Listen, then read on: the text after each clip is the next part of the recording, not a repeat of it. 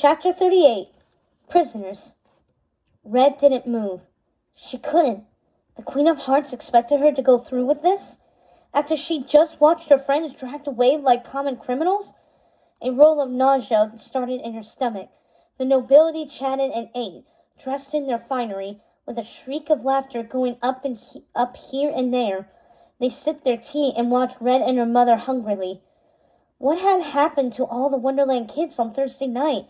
Where were they now? The Queen of Hearts set her teacup down with a controlled movement and spoke a single word. Sit. Red was frozen. Where did you take Ace and Chester? She murmured beneath the noise of the crowd. They'll join us soon enough. Don't you worry. Red took another uncertain step forward, then another. As she approached the table, she saw her reflection, warped, in the shiny metal dome that covered the soup course. The noblewoman in the tower had made her up to look almost exactly like her mother, unrecognizable as Red. Her hair was silky and straight, a sleek red curtain, her eyes shadowed with hints of scarlet. Her ribs ached beneath a tight corset that made her waist a sharp V to contrast with the puffed sleeves of red silk at her shoulders. Hearts, always hearts. Now she herself was one. Eat, the Queen commanded from across the table. Have you forgotten your training? Mom, please, Red whispered. Don't hurt them. Whatever you have planned, know that it was my fault. My idea, not theirs. Punish me instead.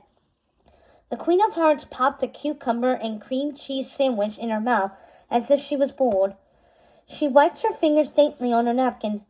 From the way you've been acting, it seems like this tea ceremony is the worst punishment you could endure.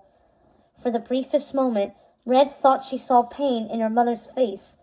Then it was gone, and the Queen rolled her eyes. I'll go through with it all, said Red. I'll do whatever you want me to do. Just let them go. Well, I'm not going to hurt them, if that's what you're so worried about. The Queen of Hearts took a sip of tea. But I'm afraid I can't let them go. Then what? Red's plea was cut off by a roaring cheer from the guests. Red startled, turning to see what had caught their attention.